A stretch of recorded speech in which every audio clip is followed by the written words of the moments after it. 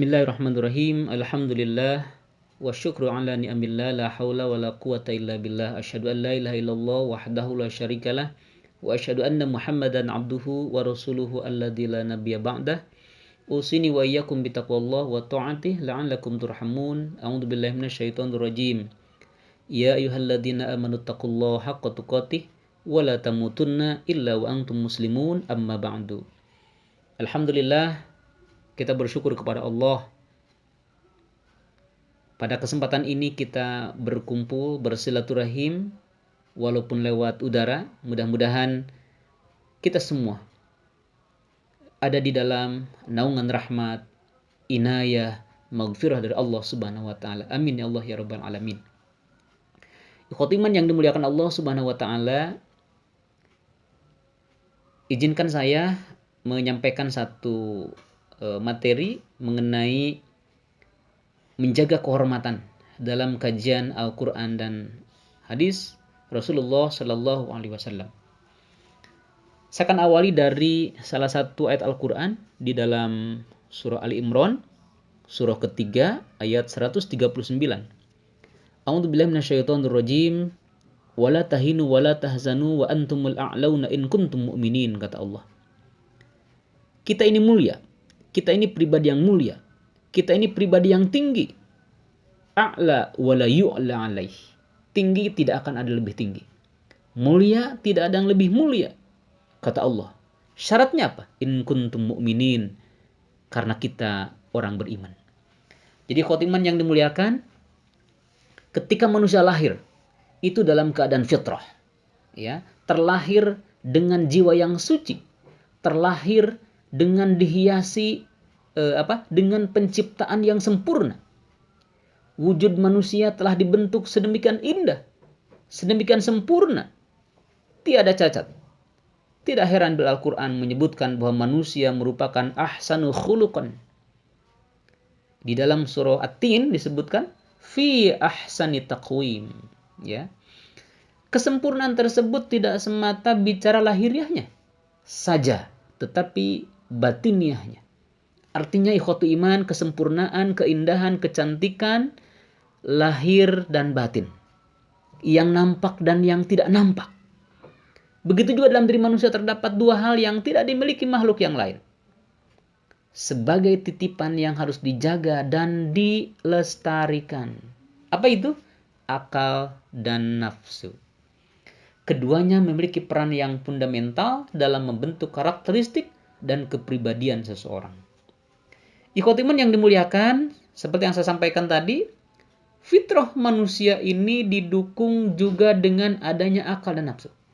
Ketika manusia lahir, ketika manusia terlahir dalam keadaan fitrah, dari rahim siapapun, fitrah yang seperti ini juga didukung dengan adanya akal dan nafsu. Seseorang harus memanage keduanya demi mempertahankan kefitrahannya. Jadi, akal dan nafsu harus dijaga, dilestarikan, dimanage dengan baik, diorganisir dengan baik. Supaya apa? Supaya fitrahnya dapat dipertahankan dengan baik. Ikhwatiman yang dimuliakan, fitrah manusia itu mencakup beberapa hal. Tentu saja sangat banyak, begitu. Tidak perlu kita sebutkan satu persatu. Paling tidak ada dua aspek fitrah manusia yang harus dijaga, yang harus dilestarikan oleh kita.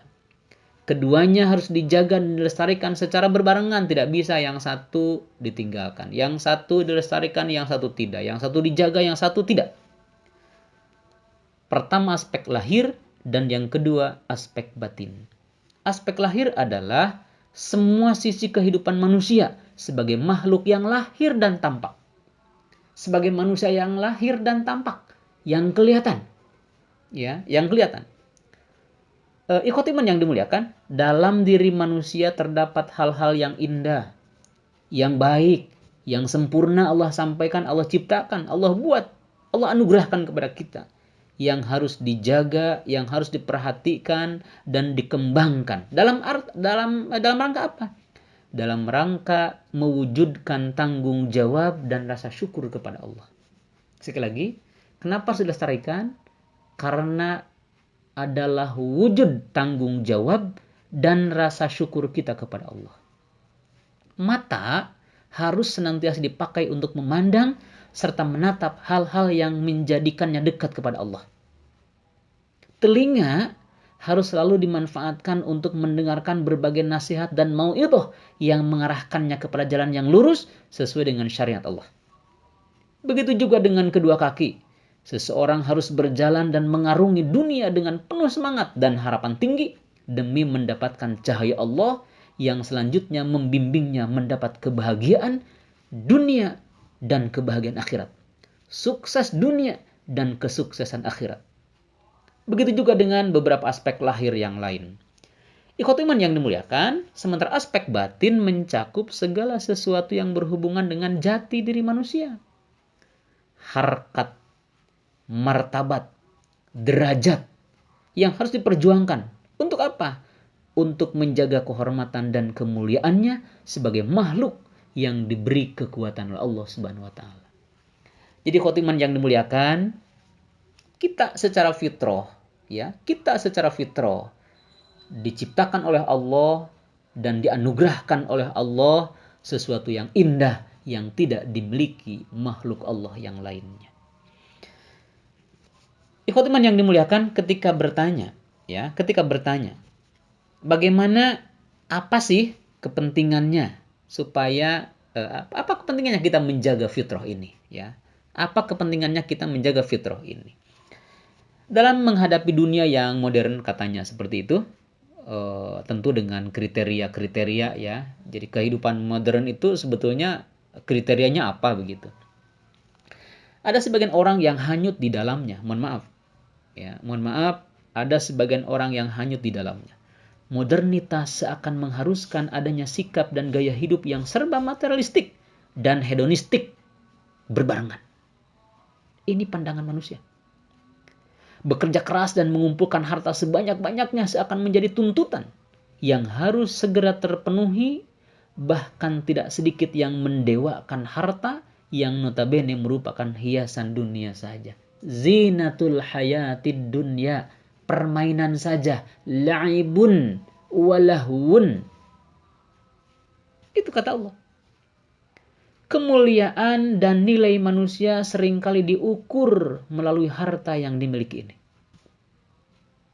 Kemuliaan manusia seringkali diukur melalui pangkat, melalui jabatan. Bahkan pangkat dijadikan tujuan hidup dan diyakini sebagai kenikmatan yang selamanya. Yang khalidan sifatnya. Yang kekal sifatnya. Dan tidak akan hangus begitu saja. Naudzubillah. Ikhwat iman yang dimuliakan, anggapan keliru tersebut seringkali menyebabkan manusia memaksakan diri untuk mendapatkan segala sesuatu yang diinginkan. Mereka tidak menyadari adanya kelemahan pada dirinya, yang kemudian menyebabkan pada sikap yang tidak proporsional. Bahkan mungkin juga ia akan terperosok ke jurang kehinaan dan tidak mengenal harga diri. Tidak mengherankan ikhwat iman jika ditemukan di wilayah sekitar kita fenomena-fenomena yang menggelikan. Fenomena-fenomena yang luar biasa. Bahkan membuat kita harus mengelus dada. Seakan tidak dapat melakukan apa-apa. Ikhwat iman yang dimuliakan, coba lihat. Saya pernah lihat sebuah tayangan yang pernah saya sampaikan juga di kajian An-Nur ya. Sumber mata pencaharian yang seharusnya bersih dari kehinaan berbalik menjadi pusat pengumpulan harta yang menjijikan sekaligus menjadi tempat mengeksplorasi nafsu semata. Itu yang terjadi. Mohon maaf saya sampaikan. Sebut saja misalnya PSK ya, mohon maaf sekali lagi ya. Mereka terbawa arus modernitas yang mengharuskan mereka untuk melakukan segala sesuatu demi mendapatkan lembar-lembar uang, demi mendapatkan receh. Sebagian dari mereka melakukan pekerjaan mesum ini, mohon maaf, dengan alasan kebutuhan ekonomi. Ikhwat iman yang dimuliakan, bagaimanapun alasannya, pekerjaan semacam ini tentu saja tidak boleh. Dilarang oleh syariat agama. Agama memang mengajak umat untuk selalu berusaha keras dalam bekerja, dalam beramal, agar dapat mempertahankan hidup dan keturunannya. Mohon maaf, tapi agama tidak memberikan pelajaran dan bimbingan kepada umat untuk mencari rezeki dengan cara yang tidak benar. Mencari rezeki dengan cara yang tidak halal. Tentu saja ikhwatu iman tanpa menurunkan harkat, martabat, dan derajat. Rasulullah membimbing kita dalam beberapa keterangannya, dalam banyak nasihatnya, dalam banyak wejangannya. Telah lama memberikan rambu-rambu kepada umat untuk selalu menjaga kehormatan dan harga diri, baik ketika mencari penghidupan maupun dalam kondisi lainnya. Tetap harus dijaga ini. Jangan karena alasan modernitas, kemudian kita masuk ke gedung menghadiri walimatul urus, makannya harus berdiri. Tidak demikian. Itu bukan modernitas. Itu menyalahi aturan. Itu pembangkangan terhadap sunnah Rasulullah Sallallahu Alaihi Wasallam. Lihat salah satu sabdanya. Utlubul hawaij bi'izzatin nafas fa innal umur tajri bil maqadir, kata Rasulullah. Mintalah kebutuhan, mohonlah kebutuhan, menghibalah untuk sebuah kebutuhan dengan tetap menjaga harga diri, karena semua urusan berlangsung menurut takdir Allah. Ini sudah jelas kok ikhwatu iman. Jadi kita butuh sesuatu dengan alasan modernitas, bukan berarti harus menurunkan harkat, martabat, kehormatan, kemuliaan diri. Tidak. Allah menganjurkan mencari harta, Allah menganjurkan untuk berserikat dengan orang lain dalam usaha, boleh. A'udzubillahi minasyaitonirrajim. Fa idza qudiyatus sholatu fantashiru fil ard. Silakan menyebar, kata Allah. Itu diperintahkan kok. Wala taqfu ma laisa laka bihi ilmun. Inna sam'a wal absar wal afidah. Mata, telinga, hati, pendengaran, lisan, semuanya akan diminta pertanggungjawaban. Jadi, lakukan itu, tetapi jangan menabrak rambu-rambu yang sudah Allah tetapkan. Menjadi seorang pedagang, jadilah pedagang yang baik. Menjadi seorang supir, jadilah supir yang baik. Menjadi seorang kantoran, jadilah seorang kantoran yang baik. Menjadi seorang pejabat, jadilah sebagai seorang pejabat yang baik, yang tidak meruntuhkan, merontokkan nilai-nilai agama yang ada dalam diri kita. Ikhwatiman yang dimuliakan Allah Subhanahu wa taala, telah dipaparkan di atas. Biasanya orang bersedia merendahkan diri sendiri dan mau diperlakukan tidak hormat hanya disebabkan oleh salah satu dari dua alasan. Pertama, ingin mendapatkan rezeki, atau yang kedua takut. Mohon maaf, ini masih boleh diskusikan begitu ya. Yang mengherankan ikhwati iman, pada hakikatnya manusia telah mengetahui umurnya, telah mengetahui pasangannya, telah mengetahui rezekinya ada di tangan Allah. Tetapi mohon maaf, acap kali kita lupakan. Apa akhirnya? Akhirnya menyebabkan kelalaian mereka yang berujung menjadi ketakutan yang dahsyat yang mengancam kehidupan mereka. Saking takutnya, mereka berkenan untuk menjual harga diri dan berkenan untuk menjual harkat martabat, bahkan berkenan menjual akidahnya. Naudzubillah summa naudzubillah. Dalam rangka apa itu? Sekali lagi tadi, dalam rangka mencari kemuliaan yang dasarnya, yang basicnya hanya semata duniawi saja. Maka ikhwati iman, sekali lagi Allah tadi sampaikan lewat Al-Quran, surah Ali Imran 3139, wala tahinu wala tahzanu wa antumul a'launa in kuntum mu'minin. Anda beriman kepada Allah, Anda mulia di hadapan Allah. Anda beriman kepada Allah, Anda ditinggikan oleh Allah Subhanahu wa taala. Itu saja kata Allah. Apakah harta, apakah jabatan, apakah kemuliaan, kehormatan manusia membuat kita menjadi tinggi? Boleh jadi. Tapi sifatnya tadi itu zinatul hayatid dunya, hanya hiasan saja. Laibun, permainan saja. Perhiasan dan permainan sungguh tidak pernah abadi. Sungguh tidak pernah abadi. Manusia yang menghalalkan segala cara berarti dia beranggapan bahwa hartanya akan abadi selamanya. Jabatannya akan abadi selamanya. Silakan lakukan penelitian. Tidak ada harta yang abadi dan tidak ada jabatan yang abadi. Yang abadi apa di hadapan Allah? Yang abadi adalah iman kita di hadapan Allah Subhanahu wa taala jika kita pertahankan sampai wafat kita.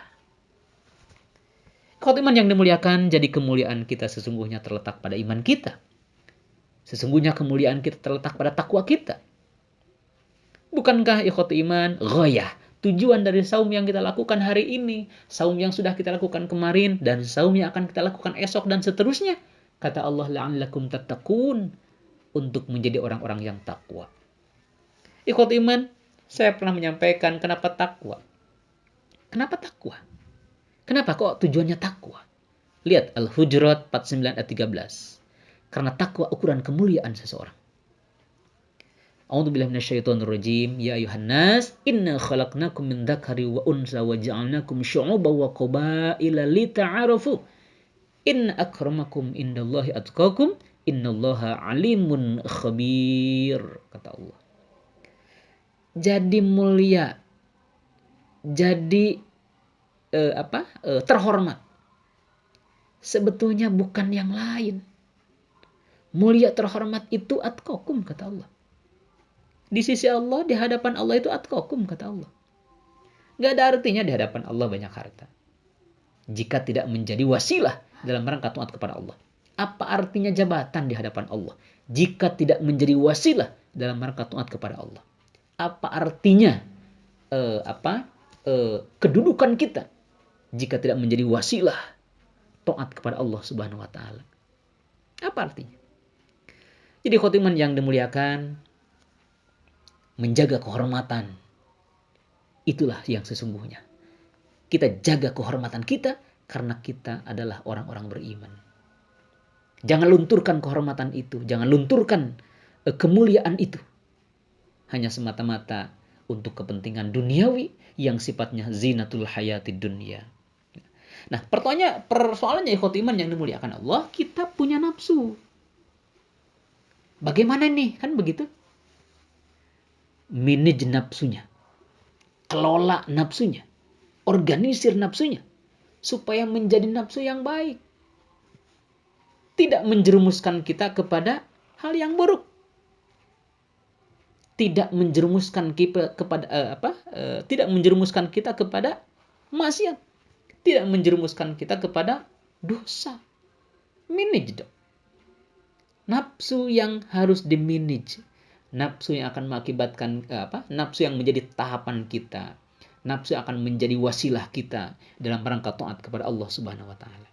Jadi khotiman yang dimuliakan, yang kedua, kenapa takwa itu? Karena orang takwa itu pulangnya ke surga. Surga itu untuk orang takwa, kata Allah. Ali Imran 3133. A'udzubillahi minasyaitonirrajim. Wasari'u ila maghfiratin min rabbikum wa jannatin arduhas samawati wal ard u'iddat lil muttaqin. Takwa yang dimuliakan oleh Allah itu adalah orang takwa, dan orang takwa akan pulang kepada Allah menempati surganya Allah Subhanahu wa taala. Dalam hadis qudsi disebutkan mala ainun ra'at wala udhunun sami'at wala khatar 'ala qalbi bashar. Mata tidak pernah memandang, telinga tidak pernah mendengar, lisan tidak pernah berucap tentang bagaimana indahnya surga. Bahkan pikiran, bahkan hati kita, bahkan dalam lintasan pikiran kita tidak pernah akan terjadi. Dan disiapkan untuk orang-orang yang takwa. Jadi khotiman yang dimuliakan Allah Subhanahu wa taala. Jika kemuliaan ini, jika harga diri ini, jika fitrah ini kita jaga, kita lestarikan dengan baik, insya Allah. Apa yang sudah Allah janjikan, apa yang Allah sudah siapkan untuk kita, untuk seorang yang takwa, untuk seorang yang mulia di hadapan Allah, untuk seorang yang terhormat di hadapan Allah, itu adalah surga Allah Subhanahu wa taala. Jadi khotiman yang dimuliakan, kalau ada pertanyaan, apa kiatnya? Begitu kan? Apa kiatnya? Pertama, kenali diri. Ya. Yang pertama, kenali diri, dan yang kedua, terima diri apa adanya. Ya, kenali dan terima. Kenali diri siapa kita, sedang apa kita, untuk apa kita hidup, mau kemana, tugas kita apa. Ketika kita sudah paham, kita sudah tahu, kita sudah memaklumkan diri bahwa inilah diri saya, inilah jati diri saya, inilah diri saya dengan segala kelebihan dan kekurangannya. Ternyata Allah ciptakan untuk beribadah, dan ketika beribadah pasti kita akan diketemukan dengan kebahagiaan yang Allah sudah janjikan kelak di yaumil qiyamah. Jadi khotiman yang dimuliakan, kita ini mulia, terhormat di mata Allah Subhanahu wa taala bukan karena hartanya, ajsamikum bukan karena jasadnya, amwalikum juga bukan karena hartanya, suarikum juga bukan karena suaranya, rupanya. Tentu saja ikhwatiman yang dimuliakan, inilah keyakinan kita sebagai orang yang beriman. Maka kita yang dekat dengan majelis ilmu, kita yang dekat dengan Al-Qur'an, kita yang dekat dengan orang-orang soleh, pertahankan kemuliaan ini, pertahankan izzah ini, pertahankan fitrah ini. Kenapa? Karena itulah yang sudah Allah anugerahkan, melebihi anugerah Allah yang disampaikan kepada makhluk-makhluk Allah yang lainnya. Jadi, jika kita beranggapan kita ini rendah, kita ini tidak mulia, tidak. Allah sudah sampaikan berulang dalam Al-Quran. Kita ini mulia, kita ini tinggi, kita yang terhormat. A'la wa la yu'la alaih. Tinggi tidak akan ada lebih tinggi. Mulia tidak ada yang lebih mulia dari kita, kata Allah. Ya. Saya akan tutup bahasan ini dengan salah satu ayat Al-Quran. A'udzubillahi minasyaitonirrajim. Muhammadur Rasulullah walladzina ma'ahu asyiddau 'alal kuffar ruhamau bainahum tarahum ruk'an sujada yabtaguna fadlan minallahi wa ridwana simahum fi wujuhihim min atharis sujud dzalika masaluhum fit Taurat wa masaluhum fil Injil, dan seterusnya. Jadi khotiman yang dimuliakan Allah Subhanahu wa taala, jika kita memimpikan bagaimana indahnya kebersamaan, bagaimana indahnya kemuliaan, bagaimana indahnya kewibawaan Allah yang ada di muka bumi, lihatlah bagaimana kehidupan Rasulullah dan para sahabatnya. Bagaimana kehidupan Rasulullah dan para sahabatnya? Ya, tadi disebutkan ruhamau bainahum tarahum ruk'an sujada yabtaguna fadlan minallahi wa ridwana simahum fi wujuhihim min asaris sujud dzalika masalun fit Taurah wa masalun fil Injil al-ayah. Jadi khotiman yang dimuliakan, kemuliaan, derajat, kebaikan, ketinggian, derajat masyarakat muslim pada saat itu, Rasulullah dan para sahabatnya sudah mempraktekkan itu. Dan itulah yang harus kita contoh, harus kita uswah bagaimana dalam kehidupan kita sekarang ini. Khotiman yang dimuliakan Allah Subhanahu wa taala, barangkali untuk bahan diskusi saya cukupkan. Semoga bermanfaat dan bisa dimanfaatkan oleh kita bersama. Aqulu qouli hadza, astaghfirullahaladzim li wa lakum. Wassalamualaikum warahmatullahi wabarakatuh.